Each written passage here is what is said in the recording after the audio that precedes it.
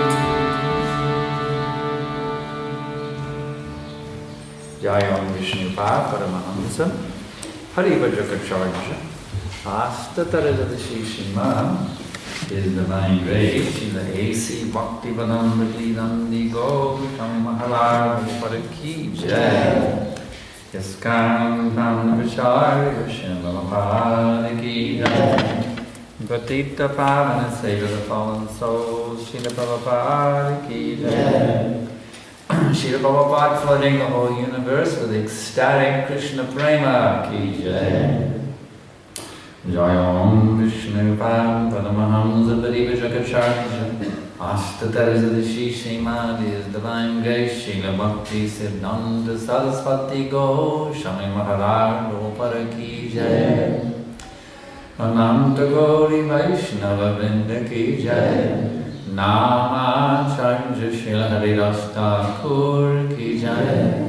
Paramsa Kaho Shri Krishna Chaitanya Prabhu Nityananda Shri Advaita Gadadhar Shri Vasadi Gaura Bhaktavrinda Ki Jai. Shri Shri Radha Krishna Gopi Gopinath Shamakun Radhakun Giri Govardhan Ki Jai. Vrindavan Dham Ki Jai, Mayapur Dham Ki Jai, Navadip Dham Ki Jai, Jagannath Puri Dham Ki Jai, Ganga Mayi Ki Jai, Jamana Mayi Ki Jai, Bhakti Devi Ki Jai, Tulsi Devi Ki Jai, Samavekta Bhakta Vrinda Ki Jai, Gaura Premananda. All glories to the assembled devotee. All glories to the assembled devotee. All glories to the assembled devotee. All glory to Shri Shri Guru and Ranga. All glories to the Divine Grace, Srila Prabhupada. Namo Om Vishnu Padaya Krishna Prestaya Bhutale Srimate Bhaktivedanta Swamini Namine. Namaste Saraswate Devi Gauravani Pracharine Nirvishesha Shunyavadi Paschanjali Satarine.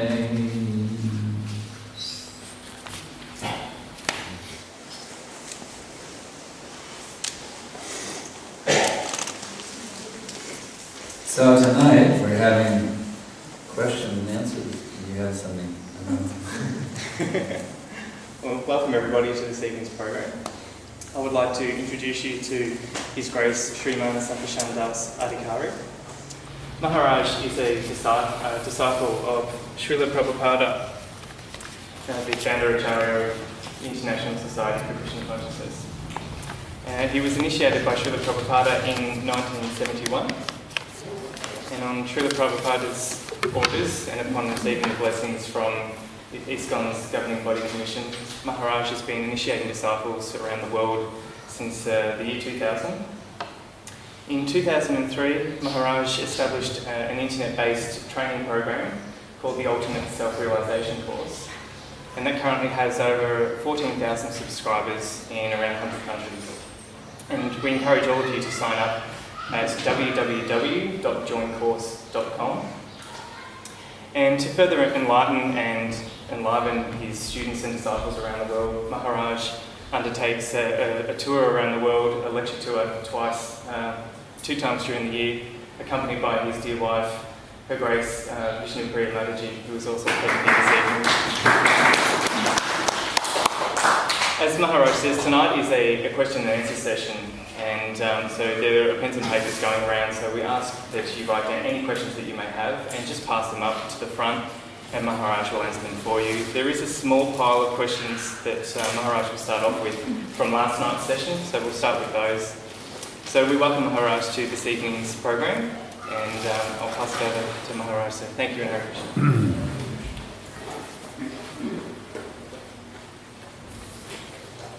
Vandeham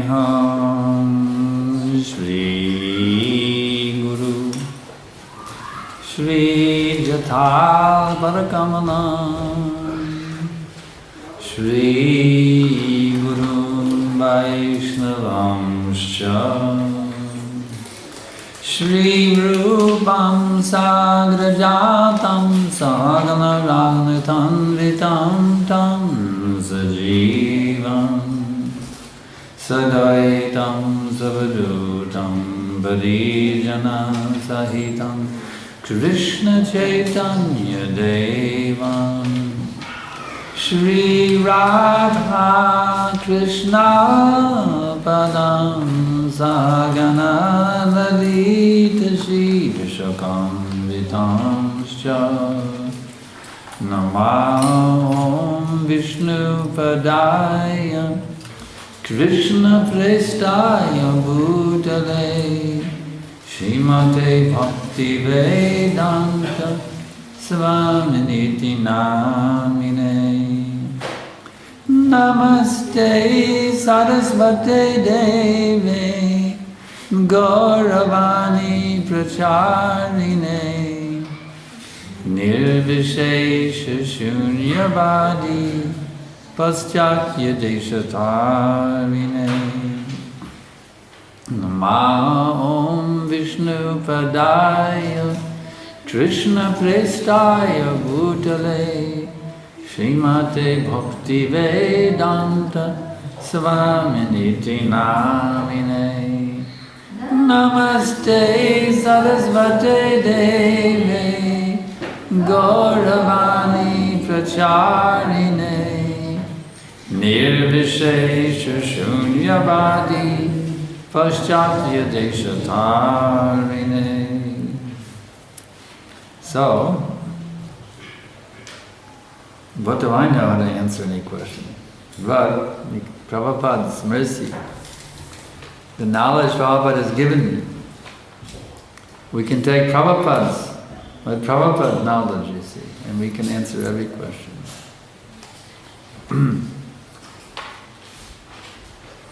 This is our philosophy. Om Jnanatimirandasya Granjana Shalakaya Chakshur Unmilitam Yena Tasmai Shigurave Namaha.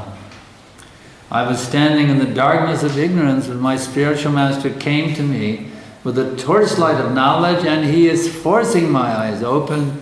Therefore I offer my respectful obeisances unto him. So whatever answer I may give, it is by the mercy of Prabhupada.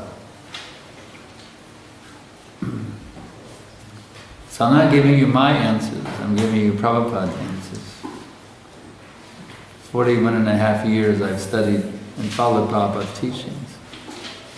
So I've understood Prabhupada's way of answering, Prabhupada's answers, what Prabhupada would say. Because it's written in his books, it's in his lectures, his conversations, his letters. He's so wonderfully answered all these questions that we may have. We simply have to look to Prabhupada's teachings and we can get the answers to all the questions. So there's some paper and pencil or pens around. Write your questions down, and we're going to start here with some that are from leftover from yesterday.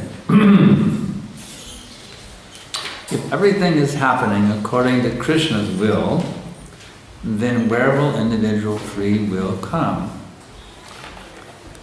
The example is the state, the government, you see. They regulate everything that's going on. They have the power over everything that happens here in Australia. Now, but each citizen has a choice whether they'd like to obey the state laws or try to disobey the state laws. Those who voluntarily agree to obey the state laws, they're given the status of free citizen. They can go come in and out of the country at will. They have all kinds of freedoms because they have voluntarily agreed to accept the authority of the state. A criminal who does not accept the authority of the state, he's forced to obey the state laws in a more stringent way within the prison, you see. So the government's will is acting in every sphere, both for the law-abiding citizen and for the non-law-abiding citizen. But the citizen has a choice: does he want to voluntarily follow the state laws, Or do you want to defy them? And then he's forced to follow them anyway. So even though everything is happening according to Krishna's will, his will also is that we have a free choice whether to obey him or disobey him. And he reciprocates with us according to the choice that we make. If he wanted to, he could turn us into slaves, or robots, but that wouldn't be any fun for him. I remember when I was a kid, there was a popular show in the US called The Twilight Zone. All kinds of far out things they used to show in that show. There was some story of this man who had somehow gotten stranded on a planet in outer space. And then he had a beautiful, somehow he had a beautiful companion, a beautiful female companion. But then they came to rescue him from the planet. And he said he wanted to bring the woman with him. They said, oh, it's only a robot, so you don't have to worry about it, it's just a machine. And then they shot, and then it opened, all the springs came out, and it was just a machine. So Krishna doesn't want to have just machines. He wants to have, it's no fun, just like you can buy a dog robot, you see. He doesn't pass urine. You don't have to worry about him passing urine on your rug. But it's more fun to have a dog that's really a living being than to have just a robot dog, you see. So Krishna could have robots. He could have us all as robots, but it's no fun associating with a robot. There's no rasa there. You see what I'm saying? You can't have a rasa with a robot. But with an actual living being who has the free will to love you or leave you, then you can have a very interesting relationship. So Krishna, because he wants interesting relationships, he's, after all, the supreme enjoyer, Rasaraj, the king of all loving exchanges. He endows every single living entity with the free will to love him or to leave him, so he can enjoy having a relationship with every living entity. So God does have absolute power, but he relegates some of his power to us for the sake of his own enjoyment.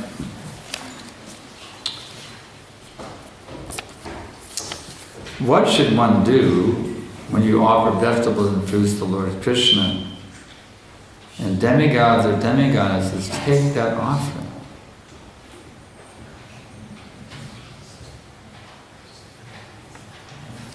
What do you mean they take the offering? They come in and grab it off the altar?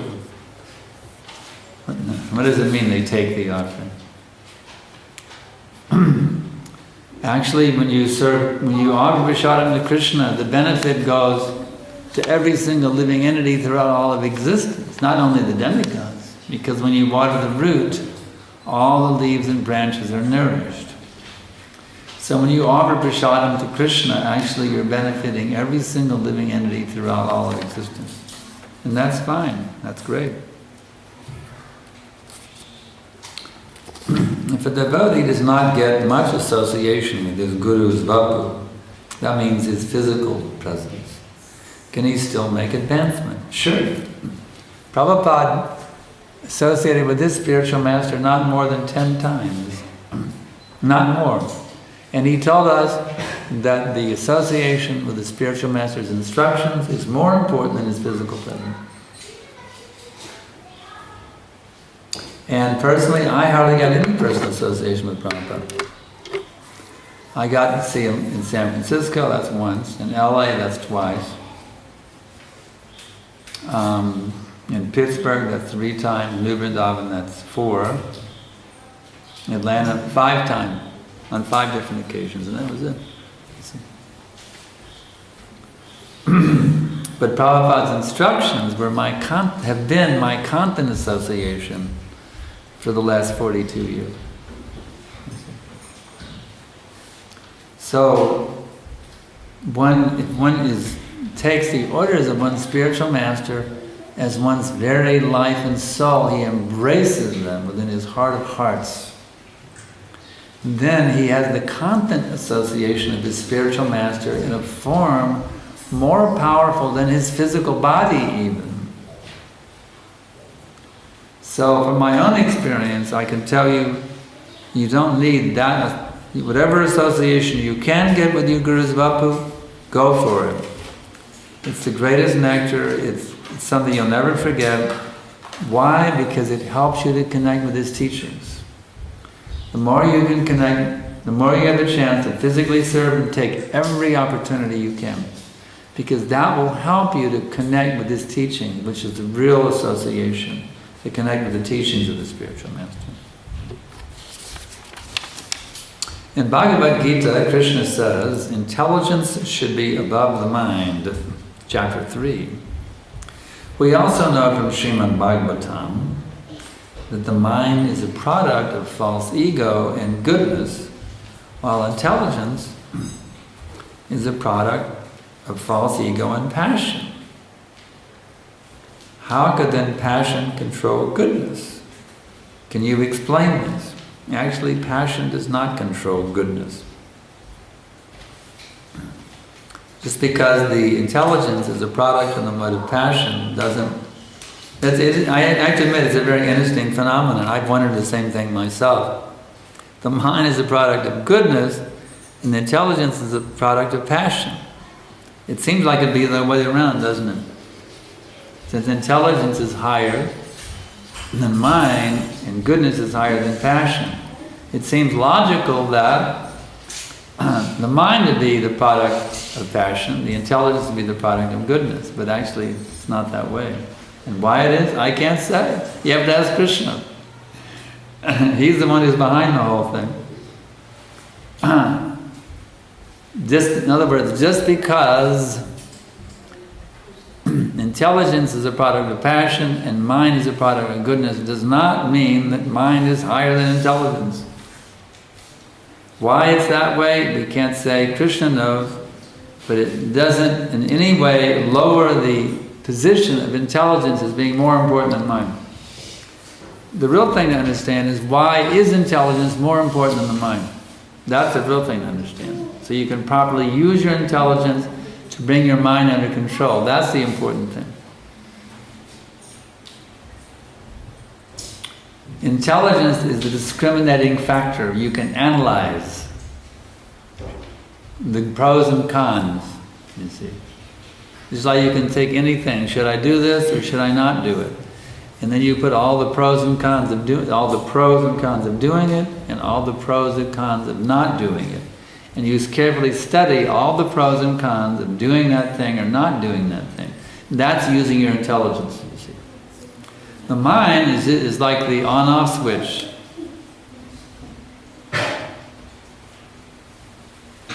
Except that which actually accepts or rejects something, that's the mind.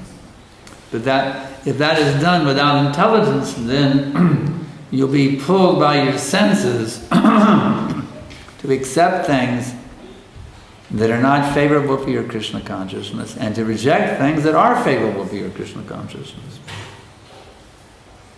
Therefore, with proper purified intelligence gained by studying the Vedic wisdom, by hearing from the spiritual master, by hearing from the Vaishnavas, from chanting Hare Krishna, from taking prasadam, from taking darshan of the deities, by worshipping Tulsi Devi, all of these things give us intelligence. Understand? So we should use this purified intelligence then to engage the mind properly, to not that the mind accepts things that are not favorable for Krishna consciousness and rejects things that are favorable. With intelligence, proper purified intelligence, then you can accept what is favorable for Krishna consciousness and reject what is unfavorable for Krishna consciousness.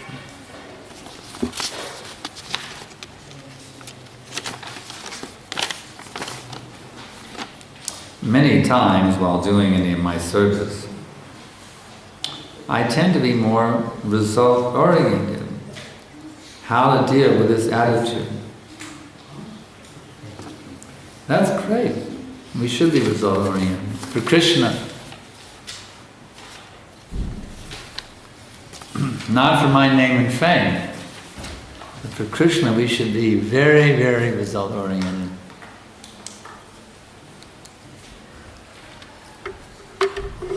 Prabhupada gave us an instruction in Los Angeles. He said, become guru and deliver the whole world. Is that being result-oriented?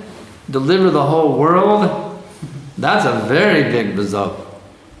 Prabhupada told us to be result-oriented. Now you, my disciples, must become guru, and you must deliver the whole world. Now that's a very big result, orientation.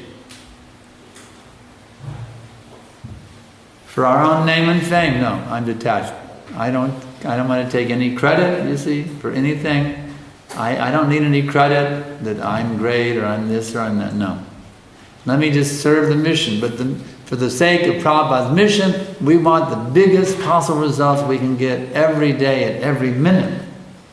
You see. So for ourselves, no result orientation, but for the mission of Prabhupada, we have unlimited desires.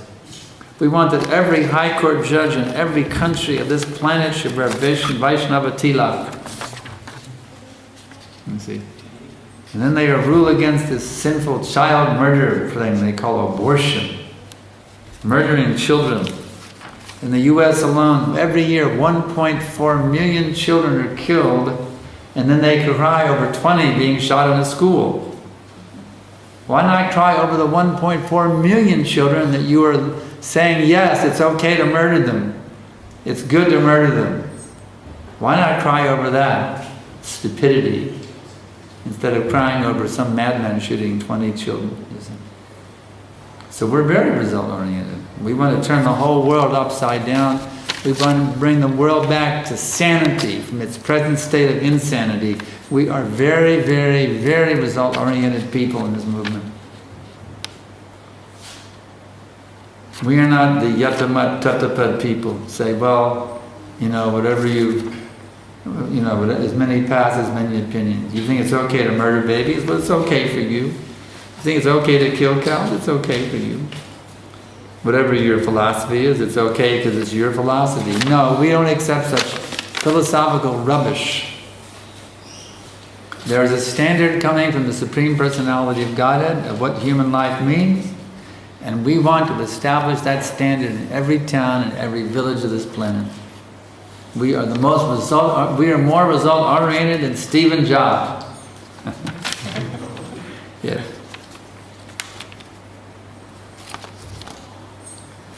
How to control anger and lust. Well, you should get angry about the demoniac situation on this planet. Use your anger for preaching. That's what I do. I'm a very angry person, actually. I'm full of anger that they are not obeying the principles of Dharma.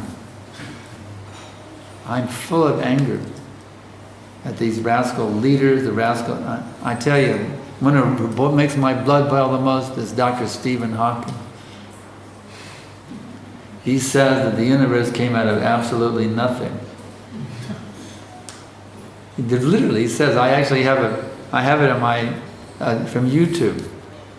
It's actually his computer synthesized voice. He says, now science has evolved, we finally realized the great advancement of science is we have realized the universe comes out of absolutely nothing. And he's applauded as the greatest scientist. He can have audience with any president, with any prime minister practically in the whole world. Is the greatest brain on this, they celebrate him as the greatest brain on this planet. And he says the universe came out of absolutely nothing. And they call it science. Where's the scientific experiment that you can get something out of nothing? I tried it in Malaysia. I did an experiment. I took a stove. My disciples got me a little apartment to stay in the kitchenette, and I had an empty pot. So I tried it. I took an empty pot, I turned on the stove, I put it on there, and I went pop, pop, pop, and no popcorn came out. Not one kernel of popcorn came popping out of that pot. So I can understand if you can't even get popcorn out of an empty pot, how can we get the whole universe out of an empty pot? You understand? And he calls himself a scientist. So this makes me angry. Of course, I'm also laughing out loud at how ridiculous these people are. I have a big chuckle over them as well. It's a kind of a mixture of anger and laughing out loud. I mean, it's so damn ridiculous. And they're celebrated as leaders, PhD, Nobel laureate, prime minister, professor this.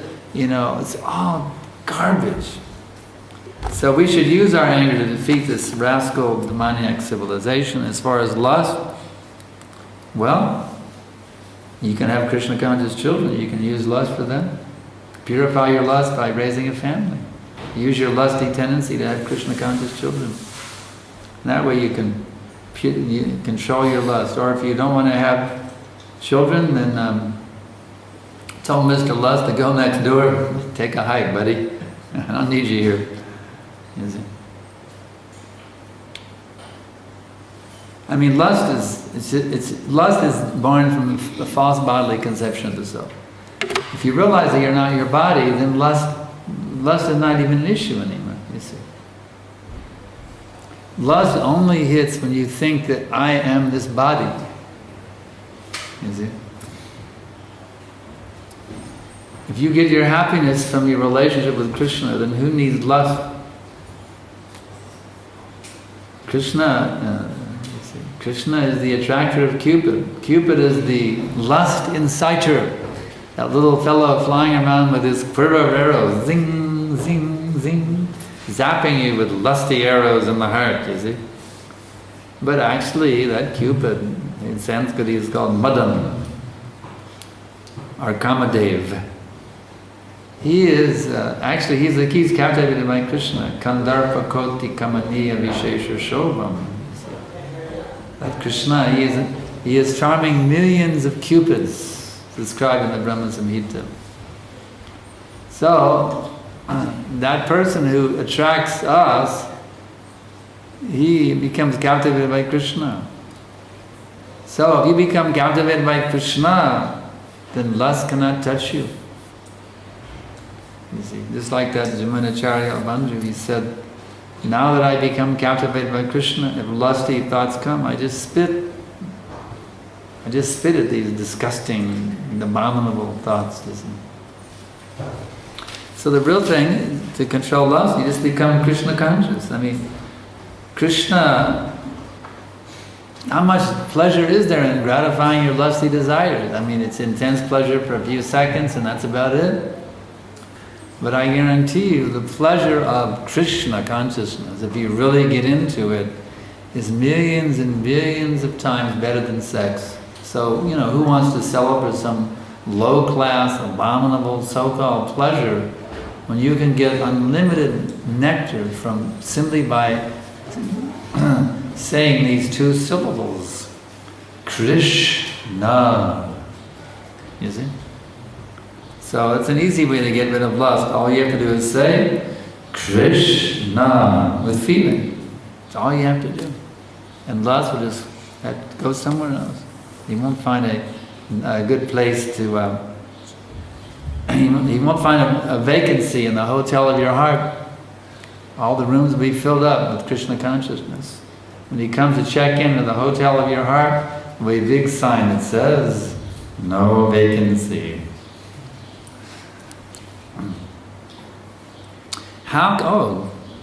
Very good. The next question was related to the first answer. How can we best influence the leaders of today's world? Is this your handwriting? No, okay. To what degree we can change the current world situation? Well, I'll tell you right now. To whatever degree we can change our own hearts, to that degree we'll have an impact on this planet.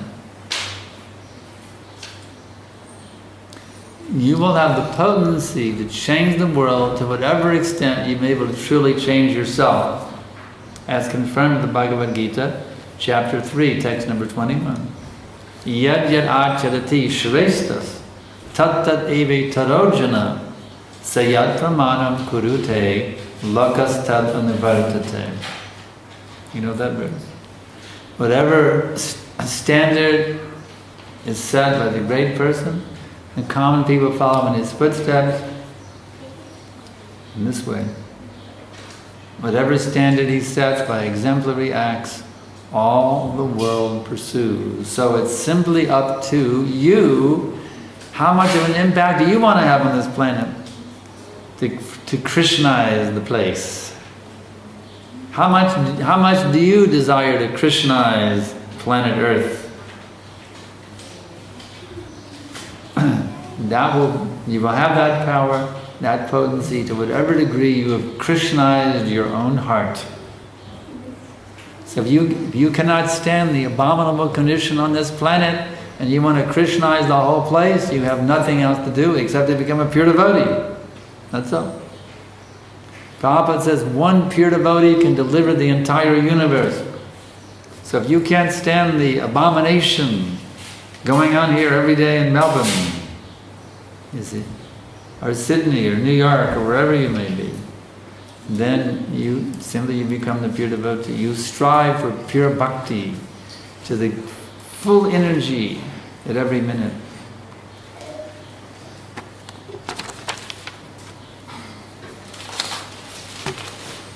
Okay. Thank you.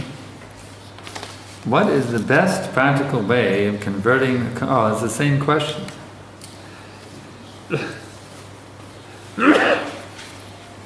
I already answered that one. How do I prioritize the chanting in the busy day schedule? It's very simple. Chanting is number one on your priority list. Why would you want to do anything else? Chanting is numero uno. It's number one. First thing.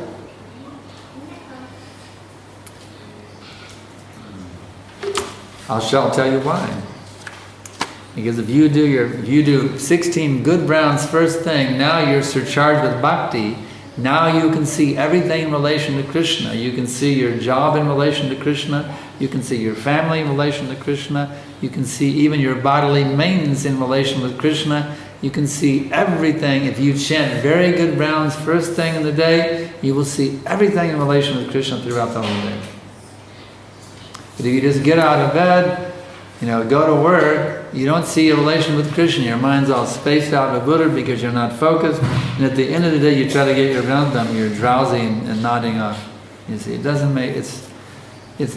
Therefore, the round should be your first business. Instead of staying up late to finish your japa, go to bed early and get up early to chant your japa, as much as you possibly can. 16 is the best. If you can't do that, then do 15 before you go to work. If you can't do 15, then do 14. And this way, try to finish 16 rounds before you do anything else in the day. That's what I do. And it's really good. It's really powerful. At what age should we encourage the kids to start chanting? Well, off the beads, they can chant immediately. On the beads, when they can probably respect the beads and honor them. But they should be encouraged to chant in the very beginning, even when they come out of the womb. Instead of going goo goo goo goo goo goo goo goo. Baby, baby, baby, oh, little boy, goo goo goo goo goo. Instead of going like that, go Hare Krishna, Krishna Krishna. In this way, it gives them the holy name. From the very beginning. Encourage that, let the first word that comes out of the child's mouth be Krishna. You see? Make that your goal when you have a baby. Let me chant Krishna so much that the first word that comes out of the child's mouth is Krishna. So in this way, raise your children to be Krishna conscious. Sometimes I feel very enthusiastic in spiritual life, and sometimes I feel that my spiritual life is stagnant. Why so? What is wrong? Well, you're a neophyte. Join the club. We neophytes sometimes are really fired up, and sometimes we're just somehow barely hanging in there, isn't it? So the key is, how do you get from the neophyte stage to the advanced stage? You just have to be steady. Do your duty every day. Chant your rounds, follow the principles, read Prabhupada's book, associate with devotees. In this way, hang in there, be patient, and gradually, the key is, always maintain your enthusiasm. And along with that enthusiasm, be determined and be patient. Because it's not going to, I mean, to get where I'm at spiritually, it took me 41 and a half years, or almost 42 years, to get where I am now. And I still got a long way to go. Take me 42 years to get where I am now. But I tell you, it's been a blissful ride the whole way. It was blissful in the beginning, and it just gets more and more and more blissful at every step. If you keep that, you got to keep that enthusiasm up, no matter what. Always keep your enthusiasm up for Krishna consciousness. Don't ever let it go away. That's the key. Whatever you do, always remain enthusiastic about Krishna consciousness. No matter what your mind may say, no matter what may happen around you, always keep that enthusiasm as your most precious possession. The enthusiasm for Krishna consciousness. Don't let anything ever take it away.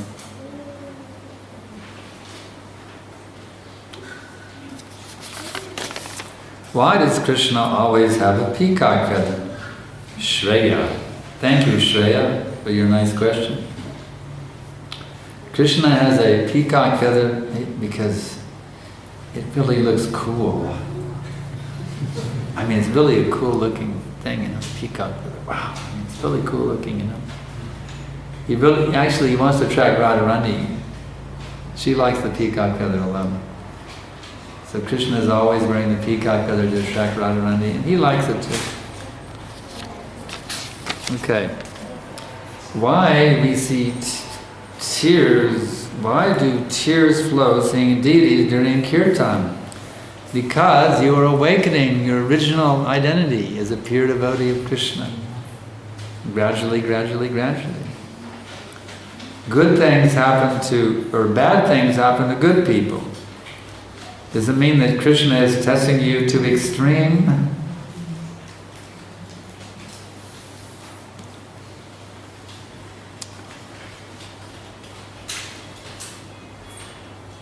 Actually, a devotee sees everything as good. Someone who is actually Krishna conscious never sees anything as bad. He sees how the loving hand of Krishna is blessing him at every minute. That is Krishna consciousness. If one thinks bad things are happening to him, it means he's not Krishna conscious. It may be bad from a material point of view, but the devotee takes everything as the greatest blessing. Sometimes it's bewildering to understand. Even Prabhupada told us, of course it is a pastime. But he could not understand. There was a moment a time in ISKCON's history when some poison came in from the Gaudiya Math to minimize Prabhupada's position. They were poisoning Prabhupada's disciples to, why are you calling him Prabhupada, all this kind of stuff. Only Bhaktivedanta is Prabhupada. This poison was entering ISKCON from Prabhupada's godbrothers, envious godbrothers. And Prabhupada saw it manifest in different ways. On one of the books, they didn't put his divine grace on his name. He could see it popping up in different ways, and he became very, very disturbed. That's when he formed the GBC. He called all the leading devotees and formed the Governing Body Commission in 1970 in Los Angeles. He was so disturbed at that time, he told Tamal Krishna Maharaj, he said, "Get me out of here." He was so agitated by the atmosphere. And Tamal Krishna Maharaj, he was, Tamal Krishna, I think he was Das Adhikari at the time, but he said, "Where do you want to go, Srila Prabhupada? Florida? That's about 3,000 miles away." He said, "No, that's not far enough." And then Prabhupada came to India, actually, at that time, started the movement. But Prabhupada said, he prayed to Rukmini Dwarkadish, "Why are you driving me away?" He could not understand. Even Prabhupada showed this pastime. He could not understand why this was happening. He had worked so hard to start the movement, and now he saw the whole thing is practically caving in. He could not understand what was going on. But then later on, when he went to India, all these big projects came on. He understood it was Krishna's plan to expand the movement to India. The Bombay Center came up, the Mayapur Center, Vrindavan, all these big, huge projects came up in India. And he understood this was Krishna's arrangement, so the movement could expand to India. And now we see India as the biggest preaching in the whole ISKCON. The most amazing. We go to like in the Pune, for example, Pune Brahmacharya Ashram, 300 brahmacharis, did Mangal Arti every day. I mean, talk about an ecstatic Mangal Arti. 300 brahmacharis did Mangal Arti. Before the conch blows. Actually, you have to sign in before the conch blows to show that they attended it. They monitor to make sure everybody's attending all the programs. You have to sign in before the conch blows that you're present at Mangal Arti. So this whole amazing movement of Krishna consciousness is just flourishing like anything. Book distribution, temples, brahmacharis, householder. They have 50 Namahat groups in our Pune temple alone, 50. And they have these programs by the university where the temple will rent or purchase a facility near the campus. And the students will pay money to come and live in an ashram while they're going to school. They pay a fee to live in the ashram. They go to school and they study and they get Krishna consciousness teach training at the same time. Krishna conscious hostels for students. Krishna conscious, they call them different names. They call them BASE, which is Bhaktivedanta Academy for Cultural Education. They have another acronym in Pune. Voice. They have different acronyms for them. But it's wonderful. I give them lectures in these places. There's all these college students, and they're all with tilak, with japa beads, and completely ecstatic about Krishna consciousness, just waiting until in Pune you have to graduate from college and work for 1 or 2 years in your field before you can move into the Brahmacharya ashram. So they're all just waiting for when they can move in. They're going to finish their college degree, they're going to work for 1 or 2 years to pay off all their student loans, and they're going to move right into the temple. And they have so many. In India there must be several hundred of these programs by the university campus, hundreds of them. It's just, and so this was this huge, amazing phenomenon of ISKCON India happened because of a turmoil in ISKCON. So then Prabhupada understood why Krishna had done that, you see. So sometimes we think, oh, it's a bad thing, Krishna's punished me or testing me. No. Everything actually is for our benefit and the benefit of our preaching activities. We just have to see and have faith in Krishna. If anything happened in our life, how can we say that it is the will of Krishna or that it is our past karma? Actually, karma is going on under the will of Krishna. So it's both. If you're within the material nature, for a pure devotee, you're not under the laws of karma, it's going under the direction of the internal energy. So either way, it's all ultimately under Krishna's direction. Whether you're being under the influence of the internal or the external energy, it's still Krishna's direction. Hare Krishna, thank you so much. In Vrindavanam there is only one Krishna.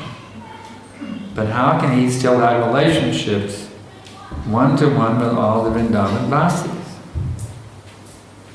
Krishna is one, but just as he expanded himself into many in Dwarka, you know that?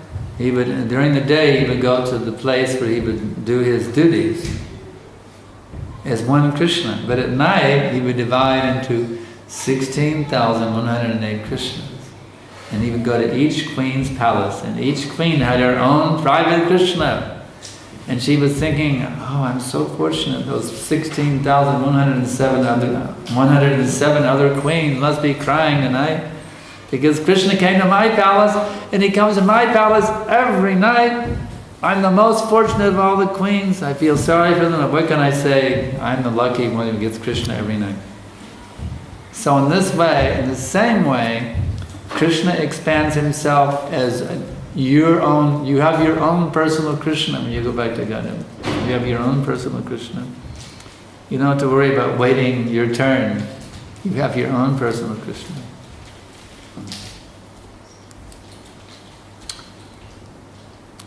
And he still won. It's amazing. So how can one remember references and use them appropriately when we preach Srila Prabhupada's teachings to others? Drill, drill, drill. You have to practice, practice, practice. Just like right now I'm memorizing the Sanskrit and English for the Govindam prayers.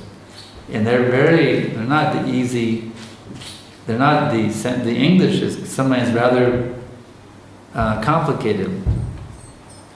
So it just takes a lot, you got to drill and drill and drill. He is an undifferentiated entity, as there is no distinction between potency and the possessor thereof. This is an example. In his work of creation of millions of worlds, his potency remains inseparable.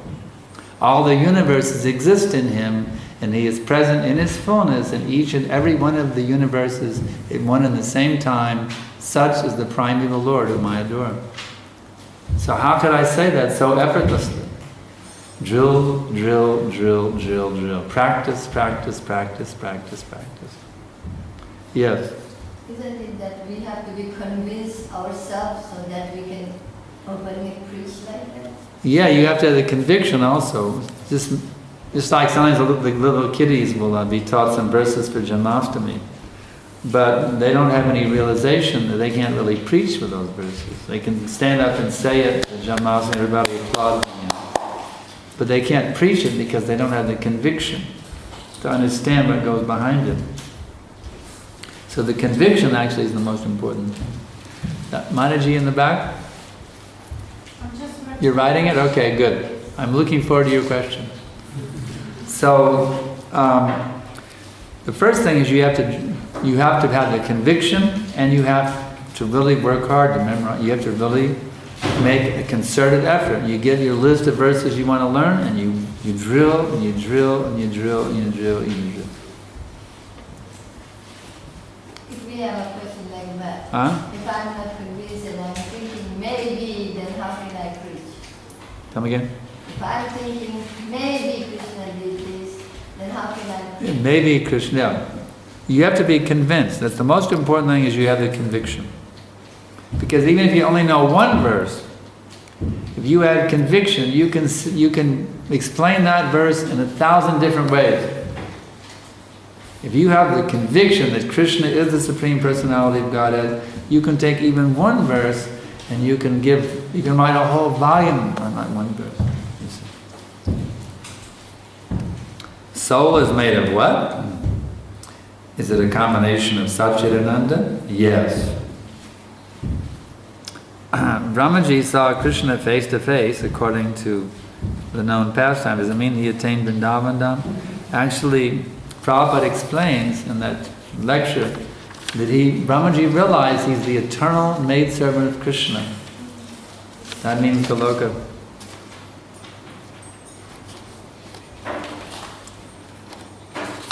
How do we understand that a person is under his past karma or doing future karma? Both. Everybody is acting under the influence of past karma and creating their future karma, except for one who is surrendered to Krishna. Everyone is doing that.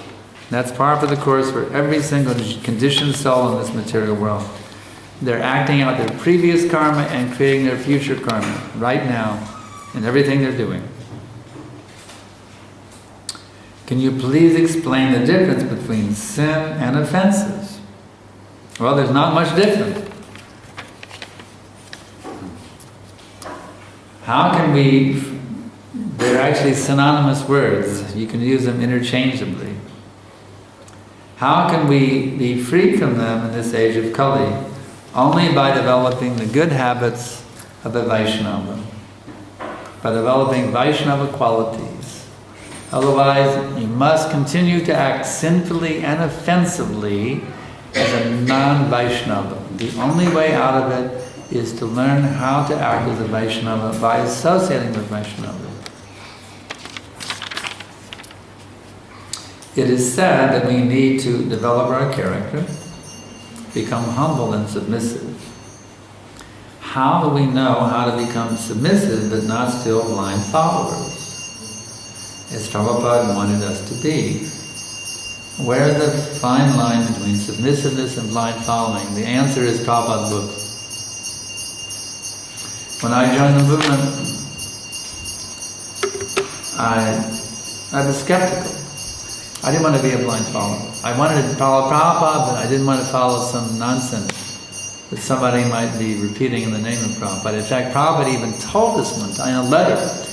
He said there's so many false things in ISKCON. Prabhupada said this and Prabhupada said that. So Prabhupada confirmed it. You wouldn't believe the kind of stuff we used to hear, you know. You're only allowed 7 chickpeas, Prabhu. If you take more than 7 chickpeas, like Prabhupada said, if you take more than 7 chickpeas, you'll fall down and have illicit sex. So, even if you're hungry, you know, you got 7 chickpeas, but Prabhu, no, you can only, Prabhupada said you only have 7, we used to read a rule, you can only have 7 chickpeas, and that was it. Otherwise you're just going to fall down, have illicit sex. So, you know, so how do you know? You want to be submissive, but you don't want to be a stupid, blind idiot, you know? You have to read the books. You want to be sure you're not being taken from some fanatic devotee who wants to take you on a fanatical, path, so-called bhakti path. How do you know you're not being taken for a fanatical ride? You have to read the books. You have to hear Prabhupada's lectures, read the letters, just read everything you possibly can, hear the lectures, Prabhupada, take as much Prabhupada into your ears as you possibly can. Every day for the rest of your life, and that will protect you. That's the key. Okay. Even though we are chanting 16 rounds and following the 4 regulated principles, we are still unable to leave our traditional ways of worship. Well, I don't know what your traditional way of worship is, to answer the question. If it's demigod worship, Is demigod worship? Is it worshipping the ghosts? I mean, what is it, What type of worship is this? I'd have to know before I can answer. This is something we are allowed to live with along with Krishna consciousness. Please enlighten us. It depends. If you're worshipping Lord Ram, that's okay. Worshipping Lord Narayan, that's okay. Worshipping the demigod, no. It depends. Actually, it's described by Srila Bhaktivedanta Saraswati Thakur that someone who is worshipping Durga, if they take up Krishna consciousness, Durga becomes more pleased that they're worshipping Krishna, then she will give all facility to help that person in Krishna consciousness. So if you're talking about Durga worship, Durga will be more pleased with you if you give up worshipping her and worship Krishna. Because she's actually acting in accordance with Krishna's will. Everything she's doing is under Krishna's will. It's stated in the Brahma Samhita. There's a verse about Durga Devi in the Brahma Samhita. So if if you're talking about Durga worship, don't do it. Just worship Krishna, and Durga will take that as better worship than worshipping her. So you've got about 10 minutes. Huh? You've got about 10 minutes. 10 minutes? Oh my goodness, Krishna. Oh my goodness, what to do? Oh my goodness, Krishna.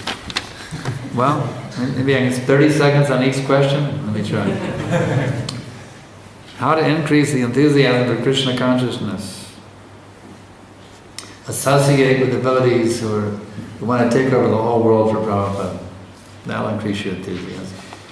Number 2, how to control the mind to consider only the good qualities of others, how to be humble. Understand, whatever you meditate on, that's what you're going to become.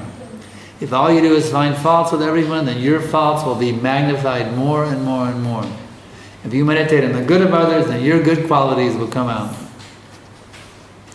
How to control the mind, sitting and chanting before the deities, but the mind goes on a world tour. Well, try standing up.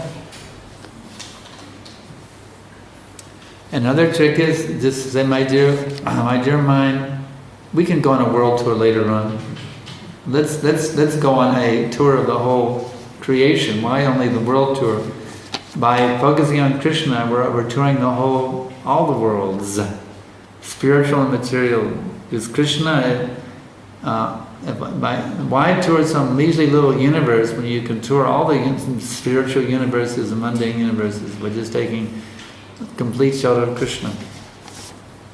It's the greater world tour, is to be totally absorbed in Krishna. Okay, how did we explain someone doing a wrong action and said that he's not to be blamed as such as Krishna is the doer? No. Someone's doing something wrong, they are responsible. You can't say, well, everything's under Krishna's direction, so I'm not responsible. It's like saying, well, I joined Al-Qaeda, and my Al-Qaeda leader told me I have to, murder 500 people in downtown Melbourne, so it's not really my fault. I just following my authority. You can't blame me for killing 500 people in Melbourne. I was just ordered by my Al-Qaeda superior. I had to do it because otherwise they'd shoot me dead. So I had no choice. Well, it was your choice to die in Al-Qaeda, sir, so you're responsible. Sorry. Death penalty, boy, for you. You see. So you can't say, because it's all, I'm not really doing it, I'm just under the, higher powers. No. You chose to soothe the material energy, so therefore you get the result for everything you do while you're under the influence of the material nature. How do I know the love of Krishna is glowing in my heart? Because you will know it if your desire for material sense gratification is going away, then your love for Krishna is definitely awakening. What is Krishna doing right now? Well, I can tell you. He's playing his flute, and it sounds really sweet. If I follow all the principles and practice all the things which devotees do, what is the guarantee? I will attain Krishna's devotional service. If you follow everything, the guarantee is 100%. One of the major obstacles in my way to Krishna consciousness is if I'm in a temple and if my girlfriend comes there at the same time, I automatically start looking at her rather than Krishna. Have her present sari with tilak. Instead of coming with short shorts, a low-cut shirt or something. Have her come with a nice sari and tilak, and that will help. And then you see your girlfriend, you're reminded of Krishna and the gopis. So have your girlfriend dressed in a nice sari with tilak, and that will help. Does sex exist in the spiritual world? Actually, sex begins in the spiritual world and loving affairs between Radha and Krishna. But they don't have intercourse. Intercourse is very base, body, nasty activity. That's low class, actually. But we can use it for producing children. But that high class sex relationship, it's called adi ras in Sanskrit. There's no question of sexual intercourse. It's a gross thing like, passing stool or something. How should we dispose flyers which contain Lord's pictures or photos of ISKCON gurus? Well, what I do, because a lot of things are handed to me. Of course, if you have 10,000 of them, it's another thing. Sometimes people give me something. I have a lot of books, in my library back at my ashram in Texas. So I just stick it in a book as a bookkeeper, as a bookmark. If it's just one, if you have 500 flyers with Krishna on it, the best thing is to put them to the shredder then, instead of putting them in the garbage. With this merging the garbage with all kinds of filth. If you have 500 flyers left over you couldn't pass out with Krishna's picture, I recommend just shredding them. That's the best thing. So you don't have Krishna's picture there with some, garbage dump with some, all sorts of dirty, nasty things mixed with it. If it's shredded, then it's, that's one thing you can do. Okay, well good, we're making the 10-minute deadline in there. I just got Well, let's see if I can. Modern civilization, model, this is from last night. Modern civilization, model civilization, my vision, understanding, is it so? Let's see, modern civilization, something in virtual. Is it virtual? Is it real? Both are real. This mundane world is real. This modern so-called civilization, unfortunately, is a reality, but it's not the permanent reality. Both are real. One is temporary and the other is permanent. Human beings enjoy that it is permanent. That's their illusion, because it's not. In the modern civilization, they avoid materialistic enjoyment and only think of God in the model civilization. Because they're getting a higher taste, and materialistic enjoyment no longer interests them because it's so low class. It's a low class pleasure, a cheap thrill. One who gets the superior thrill of Krishna Bhakti has no interest in some cheap, low class thrills. For example, how many of you get excited if I give you some bubble gum? Would you take it and chew it and blow bubbles? Maybe the kids would, but how many of the adults would be, oh wow, thank you for this bubble gum, I'm going to chew it, blow some bubbles. I mean, who wants it? You see what I'm saying? For someone, or like as little kids, we played marbles. Any of you played marbles when you were kids? We used to throw baseball cards also. But when you grow up, who cares for these, activities of little children? So, for one who becomes mature, he enjoys on a higher level.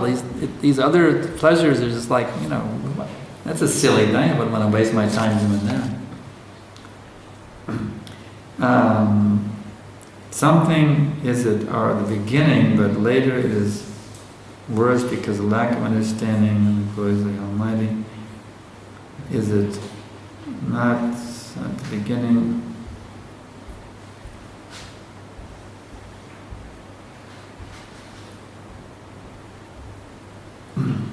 Can't read the handwriting, but the model civilization is actually ecstatic from the very beginning, and it becomes more ecstatic the more you absorb yourself in it. Okay, and here's just a comment.